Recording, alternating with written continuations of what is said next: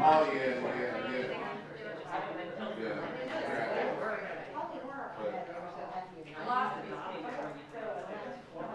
Luckily, this time we did things were clear at the time.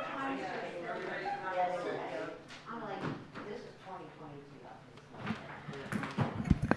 Good evening, everyone. It is 6:00 p.m., so we will open up our public comment session for June 7, 2022 for non-agenda items only.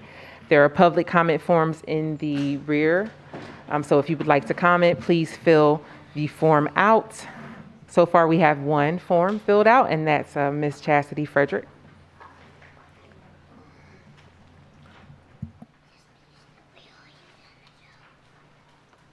Good evening. My name is Chastity Frederick. I'm a resident and employee of the City of York. I wanted to take the time tonight not to ask you for anything, but simply to offer acknowledgement of your work and words of gratitude. I was going to send an email, but I was publicly vocal about the residency requirement and thought it only fitting that I offer the same voice in thanks. So thank you to the Mayor's Office, City Council members, Human Resources, Business Administration, the York City Clerk, the Human Relations Commission, the Health Bureau Board, the Health Bureau team, and all of the community members and city employees who took the time and effort to speak for or against the city residency requirement. It is a gift not to be taken for granted that we have the opportunity to come together with our varied perspectives and opinions and have respectful discourse. It takes all of us. I want to thank administration and city council for all of your listening, considering, learning, and sharing, and ultimately for providing a historic vote which eliminated the residency requirement for the city employees governed by it, nearly 25% of those in the Health Bureau itself. Your care of the community by giving the Health Bureau opportunity to staff our clinic and health education department for public health care, prevention, treatment, and education means a great deal. It is not lost on me that not everyone agreed with this vote, and I respect that. But I do believe that together we can achieve the City of York's vision to become a thriving urban community. You and I are only individuals in this grand scheme, but each of us gets to choose to make a difference in our community. I worked to do that before the vote, and I intend to do that well after. And you're welcome to hold me accountable for that. I'm incredibly hopeful about the possibilities that this may open up, particularly in our department, to be able to care for more of the community in improved ways. Our work is often unseen because we take individuals' rights to privacy very seriously and desire to treat others as we wish to be treated. But hundreds and actually thousands of community members are being cared for each year by this small team, more even during the pandemic, and potentially thousands more by association, ultimately improving the health of the community at large and your health and mine too. It's important to note that since that very recent vote, 2 nurses have been in contact already about the immunization nurse position, which is currently vacant, and we have received an application for a nurse. We don't know the outcomes, but we can certainly see some hope. Thank you for the gift of this vote. We hope to steward it well. And thank you to all of those I mentioned above. Thank you for being people who want to see what could be instead of what is. We can be a thriving urban community. I'm holding hope for those who can't see it or don't want to see it yet. And I'm holding hope for all of us because hope does not disappoint. Thanks for all that you do.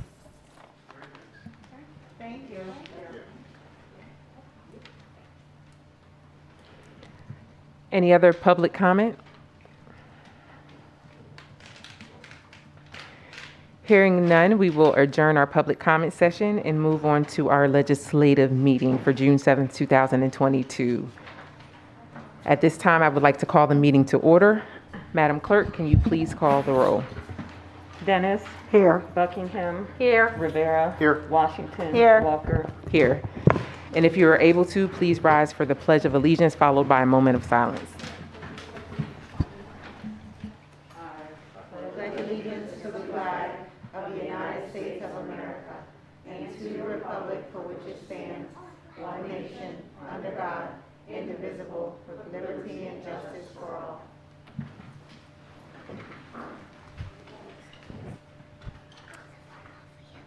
Thank you. You may be seated.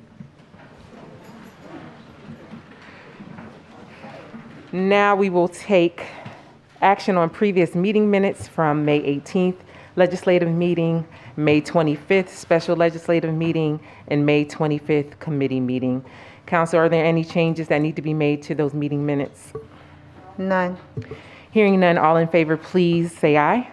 Aye. Any opposed? Those meeting minutes are approved. Moving on to proclamation, awards, and announcements. Council will observe its summer recess after tonight's meeting. The summer recess schedule of when council will meet is as follows. July 19th, 2022 at 6:00 p.m. Agenda items are due by noon on July 13th, 2022. August 16th, 2022 at 6 p.m. Agenda items are due by noon on August 10th, 2022.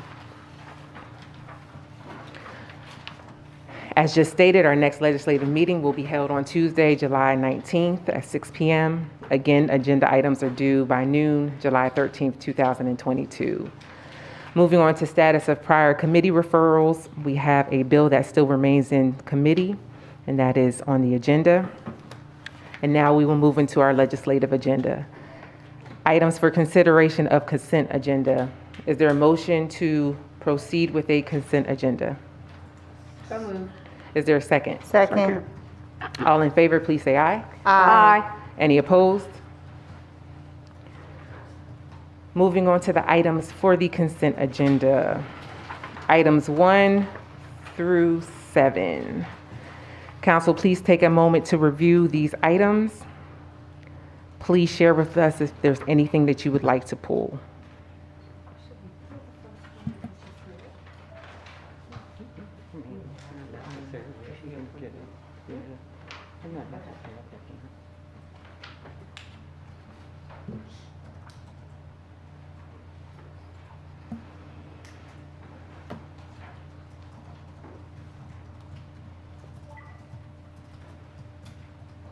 Council, are there any items that you would like to pull? Hearing none, is there a motion to approve items 1 through 7? So moved. Is there a second? Second. It has been moved and seconded. Is there any questions or comments from council? Discussion? Are there any questions or comments from the public for items 1 through 7? Hearing none, Madam Clerk, can you please call the roll? Give me just 1 second here. And this is for agenda items 1 through 7, and that would be Dennis, Yes.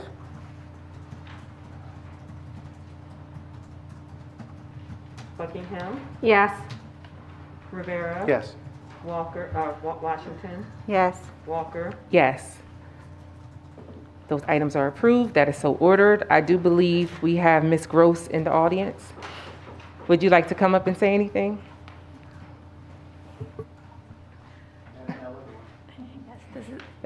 This is my daughter Eleanor. She wanted to come and see what we were doing, and I thank council for the appointment. Thank you. We always appreciate when individuals step up to help serve. I am delighted to serve. Thank you. Oh, that's right. I give her the oath of office. That's right.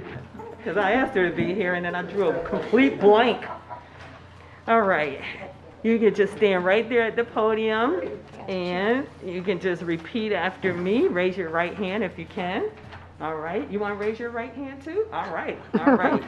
You can get the other cards too, huh? And repeat after me. I I, state your name. Lauren Gross, Do solemnly swear do solemnly swear that I will support, obey, and defend that I will support, obey, and the defend Constitution of the United States the Constitution of the United States and the Constitution of this Commonwealth, and the Constitution of this Commonwealth, and that I will discharge the duties and that I will discharge the duties of my office with fidelity. of my office with fidelity. Very good. Congratulations. Congratulations. Lauren, you can just come up here and sign this real quick for me. This is just your oath of office. And you just sign there. Okay.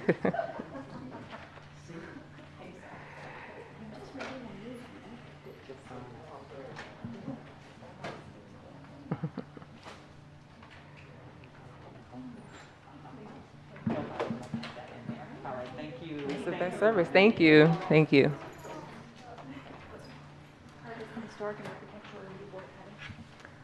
Okay, moving on to final passage of bills and resolutions. We have final passage of bill number 38. Move to approve. Second? And that is a bill that was introduced by Queen Washington at the, at the May 25th Special Meeting of Council. Sorry. Bill number 38, an ordinance of the Bureau of Housing Services amending the 2022 budget by appropriating revenue and expenditures for CDBG and home grant funding, reflecting changes of actual allocation amounts for the Department of Public Works, CDB administration, and home administration and general projects. It has been moved and seconded. Any questions or comments from council? No. None. Any questions or comments from the public? Hearing none, Madam Clerk, can you please call the roll? Dennis? Yes. Buckingham? Yes. Rivera? Yes. Washington? Yes. Walker? Yes. That is so ordered. Moving on to items for consideration of committee waiver and action. And these are items 9, 10, and 11. So we just need to do a motion. Yeah, there's a motion. Is there a motion to waive the committee requirement? So moved. Is it- Second. It has been moved and seconded.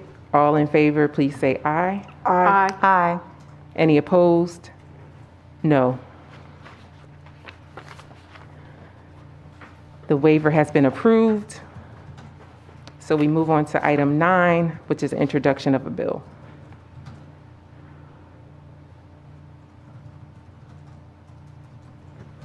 And who's introducing that? So introduced. Okay.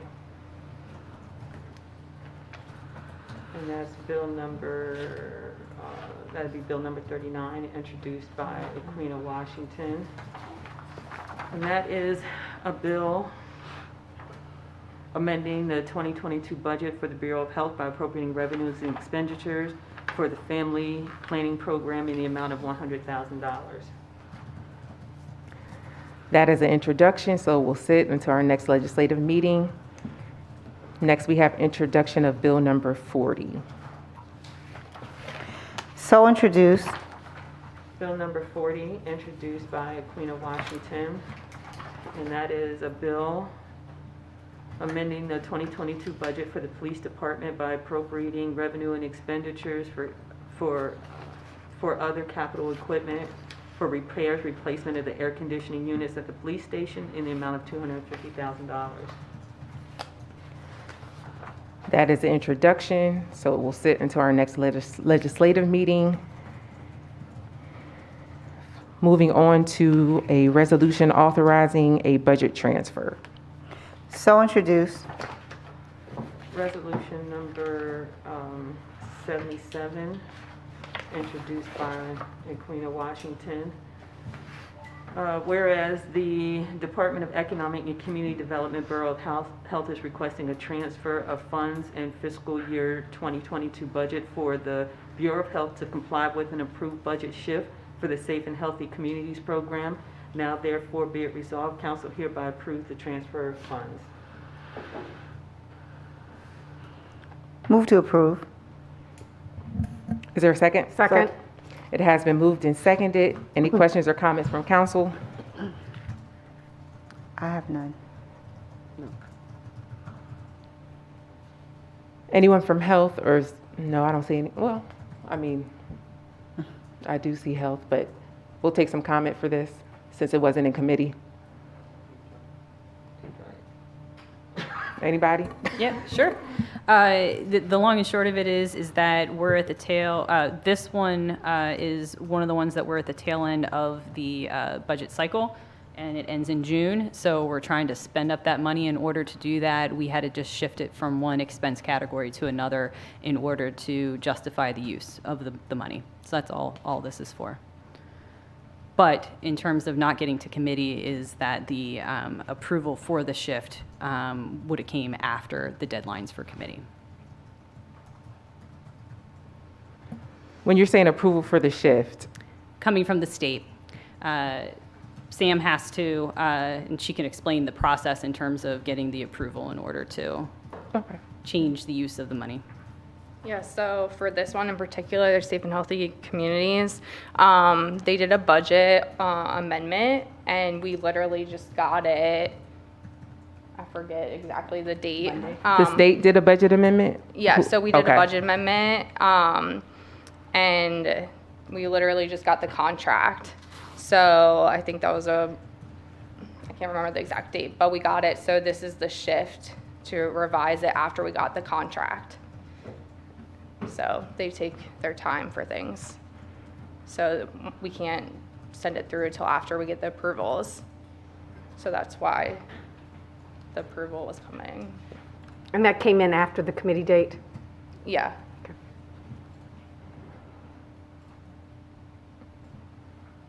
Any other questions or comments? Any questions or comments from the public?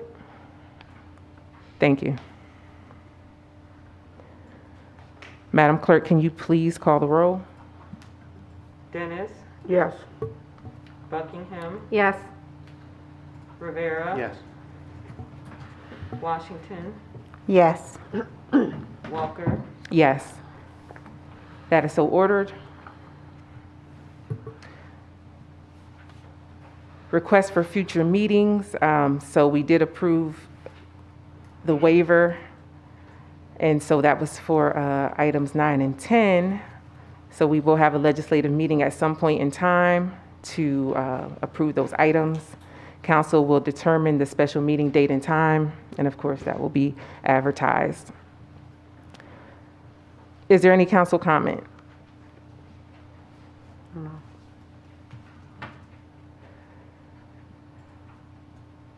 I just have a couple of questions, since you're here, Ms. Robinson. For the update, what's the update for the ARPA administrator? That was going to be my comment administratively. As of this morning, the American Rescue Plan Act ARPA project manager position is posted on the city's website, www.yorkcity.org/employment, where we list all of our jobs, and you will find that job posting, and we are accepting applications for that position. Okay, thank you. And so I did hear that this is going to be a full-time position now? Yes. And is there a reason why it switched from the communication for contracted to a full-time position? Because now the residency requirement is not a detriment to being able to get the applications that we thought we were going to be able in the talent pool in for this position. When the residency requirement was going to be a concern in terms of being able to find qualified candidates, and we were able to justify that the work could be done as an independent contractor aspect, because there is that special line between contractors and employees. Not all employment work can be done as a subcontractor and vice versa. We will then go the route of bringing in a contractor to do what needs to be done as opposed to having an employee on staff do it. So since the residency requirement is no longer a concern, that's when we're like, let's bring someone in if we can, because that would have been the preference. Okay, that was my first time here, and I never, every communication when the mayor asked me, he said that he wanted it to be a contracted position. And that was more so that we could, I mean, I can't speak for him, but my knowledge was that was, gave us a better opportunity to actually get somebody in to do the work. Did anyone else know this from council? I just, No. is there a Since we have a timeline to, Thank you. you know, Gotcha. to dedicate and then to spend the monies, is there a timeline with the position? Yeah, at the moment, I noticed that it's posted as continuous. Our positions are usually posted for a minimum of 2 weeks. For this one, we are going to interview qualified candidates as they come through and give at least 2 weeks to see who applies. And at that point, if we have we have a qualified applicant that goes through the interview process, then we will start making offers. I thought, I wasn't very clear. I meant, is there, for the actual position, is it a 2-year position, 4-year position? Because of the nature of the ARPA funding and how they must be allocated and spent. Right. That is one thing that we have to add on to it, and we plan to. I'll follow up with our HR generalist, Helen Parks, in the morning. Actually, I could probably do it from here. Is that it was going to have the stipulation that they could, the position was limited timeframe-wise due to when we would be done with the ARPA funding. Okay. Is it safe to assume that this position will answer to Ms. Baldwin? No, this position will report to the business administrator.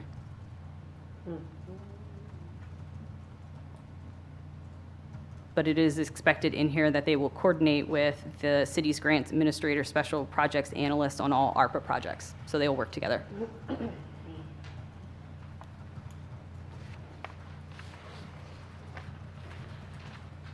So how are the benefits being covered? For this year until the end of the year, because the expense for our fringe benefits and indirect costs associated with this position is already budgeted and allocated across the positions that were in place at the beginning of the budget year. There will be no addition, it'll just be salary and FICA associated with it, and any supplies or materials we need to get a person up and going. For next year, when we would budget it with all the rest of the positions that we plan on budgeting for the city next year, there will be a portion of fringe benefits and indirect costs that would be associated directly with this position that would be funded through ARPA. I thought, oh, go ahead. I feel like I'm missing something. Okay? So you're gonna hire a full-time ARPA project manager, but the person's not gonna answer to the actual person that's doing ARPA, that's managing ARPA? Believe the point was to have this person manage ARPA so that Ms. Baldwin could assist with the process, but be able to focus on the other grants opportunities that we want to continue to look into, especially because at this point in time, it's kind of under the idea that there's all these grant opportunities going on at the moment, but not a lot of people are focusing on them because they've got, funds available through ARPA and the infrastructure transportation, that they're not going after them. So we want to make sure that if there's something out there that we could use, that we're utilizing Ms. Baldwin to assist us to get that. Fair enough, Ms. Robertson. How involved is Ms. Baldwin with the hiring of this person? Well, at this point, like I said, we just posted it out. The next step is that we're going to work on building the interview team and the questions, the interview questions, and she will be involved in that process. Yeah, we wouldn't want to bring someone in that Understood. wouldn't work. And you make a great point. The focus needs to be on grants that are out there that are not ARPA related, so that's. I'll just stick with the recovery plan. It was never intended to be a full-time position. I preferred someone that was external just because of the amount of money and the experience that I think that we would need for it. I understand, again, this is my first time hearing about the residency piece.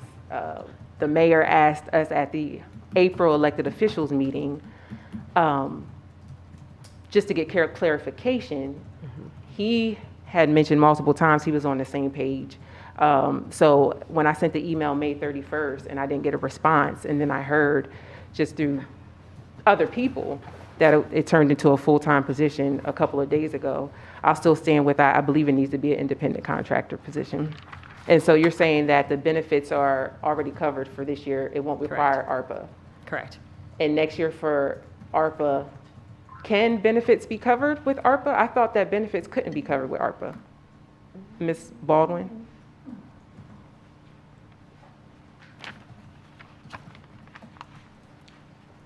Good evening. Benefits and salaries can be covered in ARPA. They can. And while I'm here, we manage about 12 million grants in the city for outside of ARPA. So just because I thought it meant like I couldn't do both, I've been doing both for a minute. So hopefully the person they bring in will not change the process, because that will be a whole new thing. They will need to learn e-civis, they will need to learn OpenGov, and they will need to learn a couple of other things. So I don't know how long that learning curve will take, especially since their business administration will have to train them.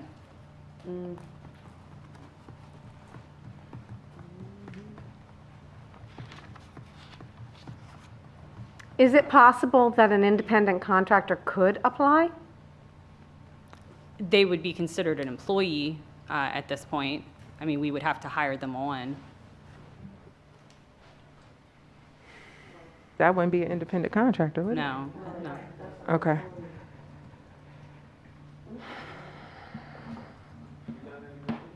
Or it's just with Yeah, it's too soon to tell.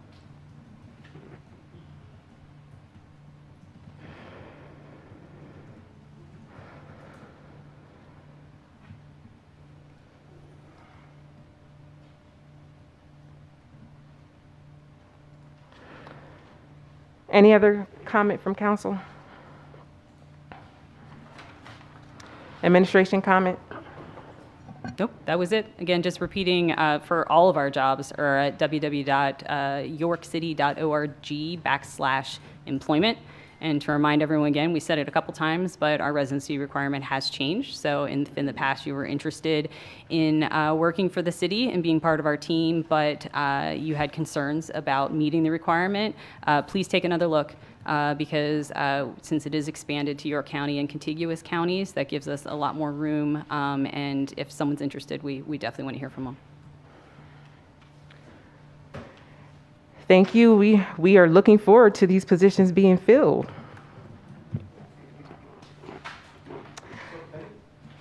sorry, I think I missed my. Go ahead. Any update on the business administrator position? At this point, we were given a couple additional candidates from the outside firm that we had used that we're following up with. And then, of course, reviewing any applications that have come in through our site as well. Everyone's sitting right in this room.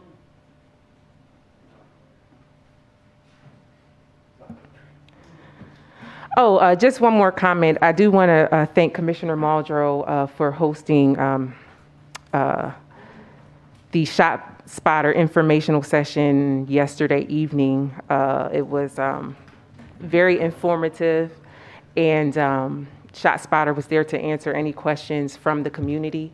So I do believe some of the community that, when they weren't aware in regards to the status of where council was at, where the mayor was at, administration, where Commissioner Muldrow was at with Shot Spotter. So if you get a chance to review that, I do believe that the police department aired it on their Facebook page, but it was very informative and helpful. So we look forward to moving along with some policy-driven discussion. That's one of the concerns for council.